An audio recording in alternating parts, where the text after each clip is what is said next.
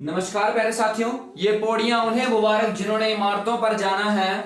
हम तो आसमां की आरजू रखते हैं, हमने अपना रास्ता खुद बनाना है। वीडियो को शुरू करने से पहले सभी को मेरी तरफ से जय श्री राम और उन सभी साथियों को मेरी तरफ से कॉन्ग्रेचुलेशन, बहुत बहुत बधाई जिन्होंने इंडियन आर्मी अग्निवीर में जिनका नाम शॉर्ट लिस्टेड कैंडिडेट्स में आ गया है। पहले साथियों, पहले चरण में पहले फेस में आपने अचीवमेंट हासिल की, बहुत अच्छी बात है। रनिंग में आपकी तैयारी भी काफी अच्छी चल रही होगी और भी अच्छी बात है। पर रनिंग के बाद एक बहुत बड़ा फेस हमें देखने को मिलता है, वो होता है मेडिकल प्रोसीजर। और मेडिकल प्रोसीजर किस तरह से किया जाएगा, किस तरह से लिया जाएगा, थोड़े सा आप वेट करेंगे, कुछ मैं आपको बता दूं। यह हमारी एक्सीलेंट पोजीशन की स्लिप है, ठीक है। इसके साथ साथ आपको बताऊं, इंडियन आर्मी अग्निवीर जो 2023 बैच की जो भर्ती थी, इसमें शॉर्टलिस्ट कैंडिडेट्स में मेरा भी नाम आ गया है। हमने भी रिटर्न एग्जाम दिया था, तो हम भी आप लोगों के साथ रनिंग भी करेंगे और मेडिकल भी देंगे।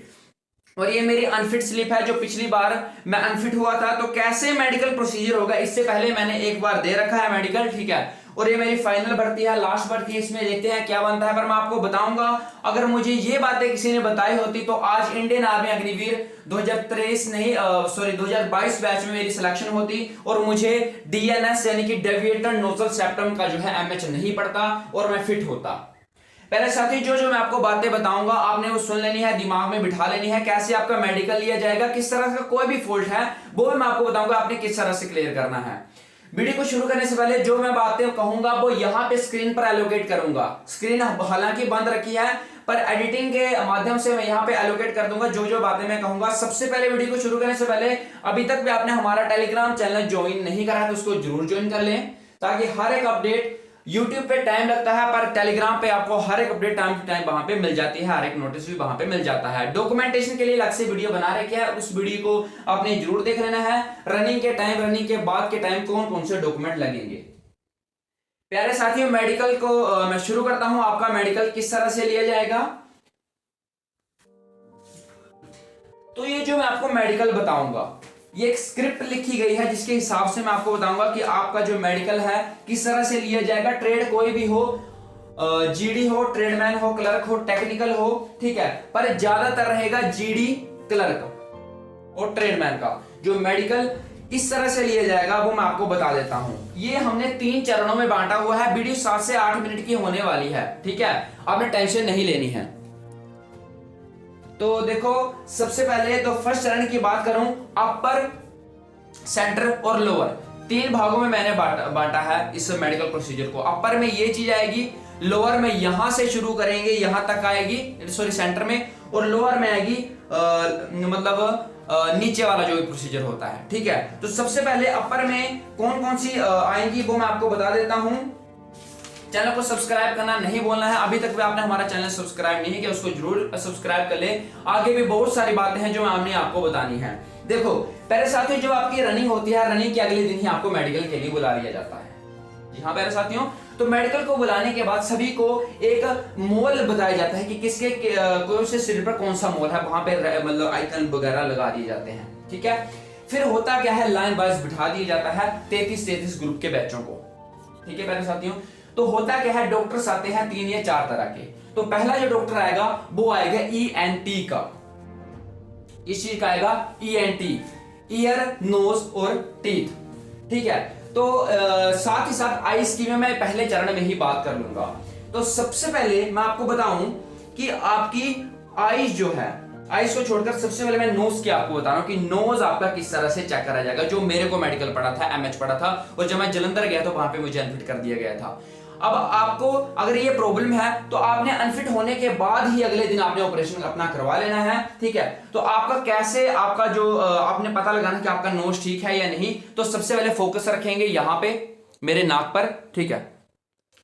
आपने करना कुछ नहीं, आपने अपने सामने एक लड़का बिठा लेना है, ठीक है। उसको बोलना है कि आपने क्या करना है, आपने एक सांस लेनी है, छोड़नी है जल्दी जल्दी,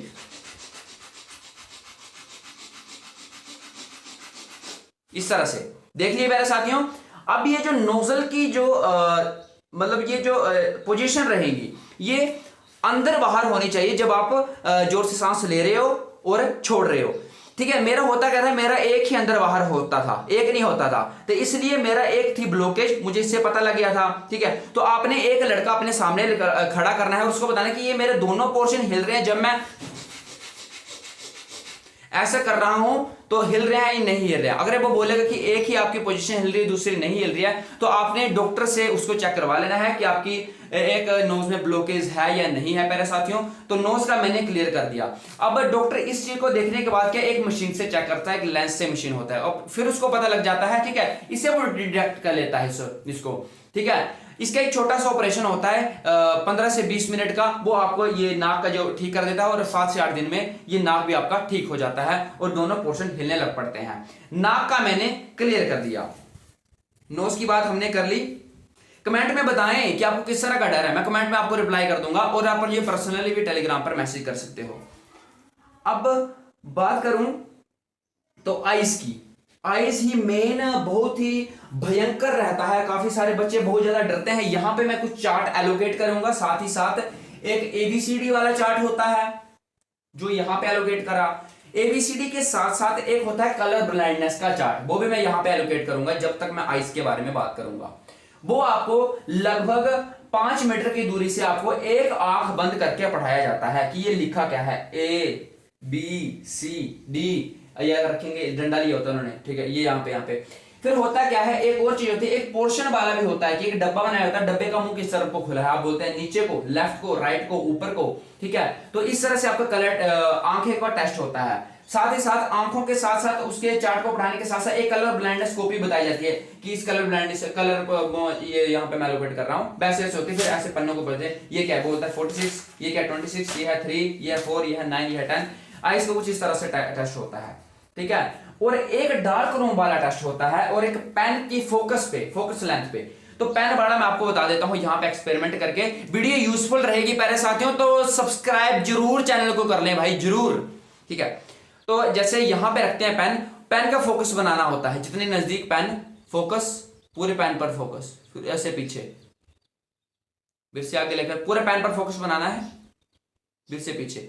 अगर जो फोकस नहीं बना पाएगा उसको वहीं के वहीं एमएच डल जाएगा, और जो फोकस बना लेगा वो सिलेक्टेड कैंडिडेट्स में आ जाएगा। प्यारे साथियों, ये बात मैंने आपको बता दी, एक पेन फोकस। अब एक डार्क रूम में उन्हें ले दिया जाता है जहां पे पूरा का पूरा अंधेरा होता है, और वो टॉर्च के कुछ चेक करते हैं कि उसने आंख का ऑपरेशन वगैरह तो नहीं करवाया है, ठीक है। तो वो हो गया, ठीक है, आंख का ऑपरेशन वगैरह भी हो गया। तो हमने आंख, आईज और नोज की क्लैरिफाई कर ली है, जो मेन जो रहते हैं आपके एमएच। अब मैं तीसरे चरण में बात करूंगा किस चीज की, कान की, ईयर की। जब आपने मेडिकल देने जाना है तो 4 से 5 दिन पहले आपने एक अच्छे डॉक्टर से अपने कानों को साफ करवा लेना है, और उससे ये भी पूछ लेना है कि मुझे कान में कोई दाग तो नहीं। अगर उसने कह दिया कि कान में दाग है भाइयों, तो जिसको तो जितना मर्जी जोर लगा लो भाई, वो मेडिकल में लड़का फिट नहीं हो सकता। अगर वो फिट हो भी जाए तो भगवान से प्रार्थना करें, ठीक है, कि हम मतलब किसी लड़के को ऐसा कोई डाउट पड़ता है, ऐसा कोई एमएच डलता है, भगवान से प्रार्थना करें कि उसको एमएच ना पड़े। डॉक्टर से वैक्सीन करवा लें, उसके बाद उसको पूछ लें कि हमें कोई दाग वगैरह तो नहीं है कान में, वो आपको बता देगा। कान का इतना सा रोल होता है, वैक्सीन निकलवानी, और वो लेंस से चेक कर देता है। और वहां पे भी आर्मी रिक्रूटमेंट पे भी यहाँ पे लेंस लगा के जो है कानों को चेक कर लेते हैं, और हो जाता है। मेरे साथियों, एक लाइन आपको साथ साथ बातचीत करते हुए याद आ गई कि क्या हुआ जब कुछ ना होगा तो एक दिन तजुर्बा जरूर होगा मेरे दोस्त। तजुर्बा होता है एक्सपीरियंस, और एक्सपीरियंस की आज के टाइम में सबसे ज्यादा वैल्यू है। मेरे साथी, हिम्मत नहीं हारनी है, नहीं भी हुए तब भी कोई बात नहीं यार, हजारों लाखों नौकरियां हैं भाई, गुजारे ही करने हैं सभी ने, ठीक है। जो आर्मी में है वो भी कुछ ज्यादा खुश नहीं, आप बोलते कि जन्नत उन्हें मिल गई है, ठीक है। तो इसलिए अपना बेस्ट दो, ठीक है। Dream big, work hard, always in any field, ठीक है। तो बात कर ली हमने आइज की, नोज की, ईयर की। अब आती है टीथ में। टीथ में कई सारी कैविटीज हो जाते हैं, कैविटी एक लिमिट से बाहर नहीं होनी चाहिए, दांत की पोजीशन ठीक होनी चाहिए, और एक पेपर टेस्ट करा जाता है जिनको देखो एक अंडरलॉक टीथ करे जाते हैं। जैसे मैं अपने टीथ को बंद करूंगा, ये टीथ बिल्कुल अंडर लॉकिंग सिस्टम आ रहा है, लॉक कर ले रहा है, एक टीथ जो है दूसरे को लॉक कर ले रहे हैं। कईयों के टीथ है यहाँ पे तार बच जाती है, वो लॉक ही नहीं कर पाते हैं, और जब वो लॉक ना कर पाए तो इंडियन आर्मी वाले उनको यहाँ पे पेपर डलवाते हैं। तो देखो, हम तो लॉक कर दे रहे हैं, हमारे तो यहाँ पे निशान आ जा रहे हैं, पर जो जिनका लॉक नहीं होता वहां पे उनके निशान नहीं आते, उनको अनफिट कर दिया जाता है, क्योंकि उनके लॉक नहीं होते हैं टीथ। कईयों के लॉक नहीं होते हैं, वो आपने देख लेना है खुद, ठीक है।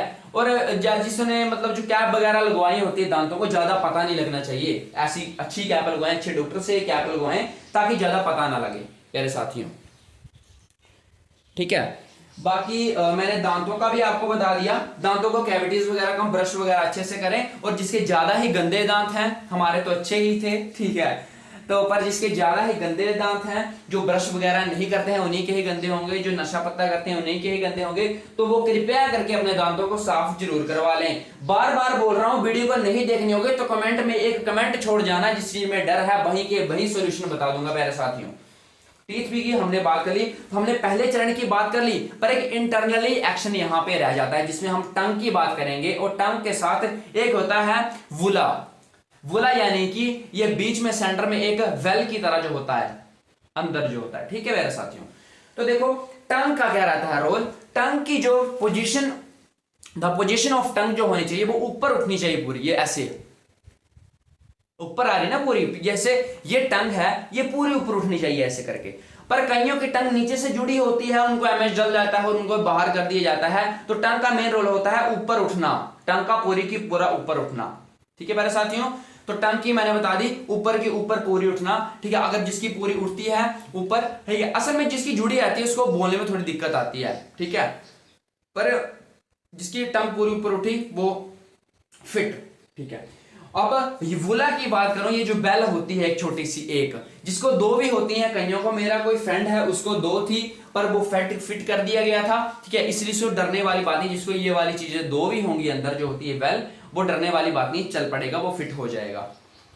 पहले चरण की हमने प्यारे साथियों बात कर ली है, 20 से 25 मिनट की वीडियो डलेगी, लंबा प्रोसीजर जा रहा है, काफी अच्छे से विस्तार पूर्वक आपको बता रहूंगा, ठीक है, बता रहा हूं। रख हौसला वो मंजर भी आएगा, प्यासे के पास चलकर खुद समंदर भी आएगा, थक कर ना बैठे मंजिल के मुसाफिर, मंजिल भी मिलेगी और मिलने का मजा भी आएगा प्यारे साथियों। अब हमने पहले चरण की बात कर ली है, अब हमने दूसरे चरण पे जाना है। तो दूसरे चरण पे मैं आपको बताऊं कि आपका जो मेडिकल होगा वो किस तरह से होगा, वो मैं आपको बता देता हूं, थोड़ा सा वेट करेंगे आप।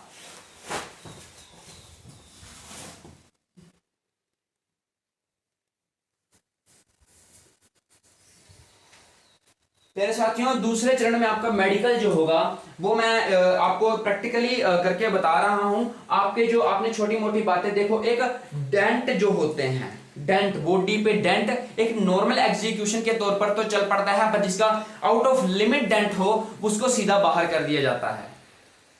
तो लिमिट से ज्यादा डेंट नहीं होना चाहिए, छोटा मोटा चल पड़ता है। अब पहला मैं यहां तक मैंने बात कर ली है, बात ध्यान रखना टॉन्सर वगैरह गले में नहीं होना चाहिए, वो गला वगैरह चेक करते हैं, उसकी दवाई आपने लेनी है, अगर आपको वो है तो उसको कंट्रोल में रखना है। अब सीधा आता हूं, पहले होते हैं shoulder, shoulder level, the level of the shoulder should be straight. अगर छोटा बड़ा शोल्डर हुआ, एक शोल्डर ऊपर एक शोल्डर नीचे, तो उसको जो है पहले साथियों अनफिट कर दिया जाएगा, ठीक है। तो द पोजीशंस, जो शोल्डर की पोजीशन होगी वो होगी बिल्कुल स्ट्रेट, सीधी, उनके सामने खड़ा होना है, बिल्कुल सीधा होना है, देख लेना जमीन ऊपर नीचे तो नहीं है, उसी पोजीशन पे खड़े होना है। शोल्डर का एमएच भी बहुत बेकार होता है यार भाई। देखा दूसरा मेन चरण की बात करें, ऑपरेशन कट्स। काफी सारे बच्चों बहुत ही ज्यादा डर जाते हैं जब उन्हें ये बात पता चलती है कि ऑपरेशन कट्स, अरे भाई ये तो क्या हो गया, ठीक है। ऑपरेशन कट की कोई घबराने वाली बात नहीं, एक माइनर ऑपरेशन हो जाते हैं जिनका कोई पता ना लगे, वो चल पड़ते हैं प्यारे साथियों। but the major one of the most dangerous MH in army, ये जो यहाँ पे जिन्होंने लड़कियों के पीछे कट्स लगाए होते हैं कुछ इस तरह से जो दिखते हैं, वो तो जितना मर्जी जोर लगा ले उसको सीधा बाहर कर दिया जाता है, वो इंडियन आर्मी अग्निवीर में मेडिकल में पास नहीं होगा, चाहे वो जितना मर्जी जोर लगा ले। अब इस बार की कुछ प्रॉब्लम्स बन रही है, मैं आपको सोल्यूशन बता दे रहा हूँ, जिनको गिल्टीज हैं छोटी छोटी, काफी ज्यादा नहीं, नॉर्मल सी हैं, वो ऑपरेशन भूल कर भी ना करवाएं, क्योंकि जब आप ऑपरेशन, मेरे को भी है गिल्टी, मैंने नहीं करवाया था, मुझे इसका एमएच नहीं पड़ा था, मैं फिट हो गया था, गिल्टीज वगैरह होती है, मुझे गिल्टी हो गई यहाँ पे, इनको आपने निकलवाना नहीं है, निकलवाना को तो बाद में जब ओवरेज हो जाओगे तब निकलवा लेना, ठीक है। तो मैंने बात कर ली शोल्डर लेवल की, ऑपरेशन कट्स की। ऑपरेशन कट अगर 6 महीने से पुराना है तो चल पड़ेगा, ज्यादा शो नहीं होना चाहिए, ठीक है। और जब वो बोलेंगे जिन जिन्होंने ऑपरेशन कराया वो लाइन से बाहर आ जाए, तो आपने बाहर नहीं निकलना है साथियों, ये नहीं कि वो बोलेंगे बाहर आ जाओ और आप बोले यस सर हमारे हैं आपके साथ बाहर, ठीक है, तो आपने ऐसा नहीं करना है। शोल्डर लेवल की बात हो गई, ठीक है। साइज आपकी 70 से 82 सेंटीमीटर तक होनी चाहिए, 77, और ऐसे करके 82। 70 से 82 आपकी जो है आपकी जो हाइट नहीं सॉरी आपकी चेस्ट होनी चाहिए। ठीक है, ऑपरेशन कट्स की बात कर ली। अब हम सीधा लोअर एंडिंग पे पॉइंट पे आते हैं। ठीक है, लोअर एंडिंग पे मेरी आपने बातें सुननी है और उसके बाद major fault, one of the most, जिसे बच्चे काफी ज्यादा शर्माते हैं कि क्या बातें होती हैं, उनके बारे में भी हम इस वीडियो में जरूर बात करेंगे। अगर कमेंट में थोड़ी सी शर्म आ रही तो टेलीग्राम पे किसी भी तरह की कोई भी प्रॉब्लम है तो मुझे टेलीग्राम चैनल पे जरूर मैसेज करें, मैं आपको 100% रिप्लाई दूंगा और 100% वन ऑफ द मोस्ट अच्छा सोल्यूशन दूंगा। ठीक है, अब नीचे चल पड़ते हैं। नीचे जो गैप होता है लातों में, जब हम पैरों को एक साथ रखकर सीधा खड़े होते हैं तो सेंटर में जो नॉक्स होती हैं, जो मतलब घुटने होते हैं, वो आपस में जुड़ने नहीं चाहिए। ठीक है, वो आपको वो फुट्टे से चेक करते हैं। ठीक है, और बैक में होता क्या है, लातों की जो नसें होती हैं, जिसको हम वो एक होता है नागिन की तरह, जिनकी नसें निकलती हैं ऐसे करके होती है नागिन की तरह ऐसे, तो वो वैसी नहीं होनी चाहिए। ठीक है, नागिन जैसी नशे नहीं निकलनी होनी चाहिए। और इसको वो है तो उनको अनफिट कर दिया जाता है, क्योंकि the time when the duties on the top of Leh Ladakh and others, उनमें प्रॉब्लम आती है जिनकी नसें होती है, जब उनकी ड्यूटी लेह लद्दाख वगैरह में लगती हैं, तो इसलिए उनका भी विशेष ध्यान करें और अपनी लातों वगैरह की मालिश करते रहें। और किसी को नोकने की प्रॉब्लम है, घुटने जुड़ते हैं, तो रात को सोते टाइम आप पिल्लो वगैरह लातों में रखें और स्ट्रेचिंग खोलने की कोशिश करें जितनी ज्यादा आप लातों को खोल सकते हो। ठीक है, जो बात बोल रहा हूं यहाँ पे एलोकेट कर रहा हूं। इसके अलावा अगर आपके मन में किसी भी तरह का कोई भी डाउट चल रहा है तो बता दें। One of the most dangerous MH flat foot, पैरों का यहां पे एक पोजीशन ना होना, बिल्कुल प्लेन पैरों का होना अनफिट कर दिया जाता है। पैरों में जो होता है एक लाइन होती है, बीच में गैप होना चाहिए। उसको अपने पता लगाने के लिए क्या करना है, पानी में पैर डालने हैं और सूखी जगह पे पैर रखने हैं। अगर जब आपका पूरा पैर प्लेन आ गया तो समझ लो अनफिट हो, अगर वहां पे आपका गैप रहा तो समझ लो फिट हो। अगर आपको फ्लैट फुट है भी तो चप्पलियों में आपने दर्जी के पास है, इसके पास जाना है, आपने मोची के पास जाना है और मोची से उनको बोलते हैं तले लगवाने हैं फ्लैट फुट के लिए। वो आपके 20 से 30 रुपए में आपके फ्लैट फुट के तले लगवा देगा। ठीक है, और जब आपका मेडिकल होगा तो आपको किसी भी तरह का कोई भी डर नहीं होगा। अगर आपको अनफिट है तो फिर आपने ऊपर पैर रखने की कोशिश कर, थोड़ी सी चालाकी करनी पड़ती है प्यारे साथियों। ठीक है, दुनिया ही उसी की है आजकल के टाइम में। बाकी अब मेन मेजर्स थोड़ा देखो। अब एक होती है पाइल्स की बीमारी होती है, काफी सारे लोगों को होती तो नहीं है, यंगेस्ट मैन को, पर चलो हो भी जाए तो पाइल्स भी होना पाइल्स भी नहीं होना चाहिए, उनको भी अनफिट कर दिया जाता है। अगर पाइल्स हैं तो डॉक्टर से सलाह लेते रहें, वो बीमारी नहीं होनी चाहिए। अगर वो बीमारी है तो आपको अनफिट कर दिया जाएगा। पाइल के साथ साथ तो अंडकोश होते हैं वो सिर्फ 2 होने चाहिए, 1 नहीं होने चाहिए। ठीक है, और द साइज भी एक लेवल पे होना चाहिए, अलग अलग लेवल पे नहीं होना चाहिए। जो बातें बोल रहा हूं उनको सुनते रहो। ठीक है, और जो साइज होता है, साइज में एक पोर्स होता है, वो भी 1 होना चाहिए, ना कि 2 होना चाहिए। पोर्स भी 1 होना चाहिए। मेरी बातों को मैं डायरेक्टली नहीं बोल रहा हूं, उनको समझने की कोशिश करें। बाकी अधिकतर मैंने चीजें आपको सबकी सब बता दी हैं। कोई बात मैं भूल रहा होऊंगा तो आप मुझे कृपया उस बात को याद दिलवाने की कोशिश जरूर करें। और आपके मन में किसी भी तरह का डाउट हो तो कमेंट बॉक्स बिल्कुल ओपन है, अपना हर एक डाउट अपना क्लियर करवा लेना है। मेरा साथी, मैं भगवान से प्रार्थना करता हूं कि आपकी रनिंग के साथ साथ पुलअप्स 100 मार्क्स आपको वहां पे लगे और आपका मेडिकल जो है अच्छे तरीके से पास हो। और वीडियो थोड़ी सी भी यूजफुल रही होगी तो लाइक का बटन जरूर दबाएं, सब्सक्राइब जरूर कर लें, क्योंकि at the end of the day जब आपको वर्दी मिल जाएगी उस टाइम तक आपका साथ दूंगा, उस टाइम तक आपको हर एक अपडेट दूंगा। इसलिए आज के लिए इतना ही। जय हिंद, जय भारत, आपका दिन शुभ हो।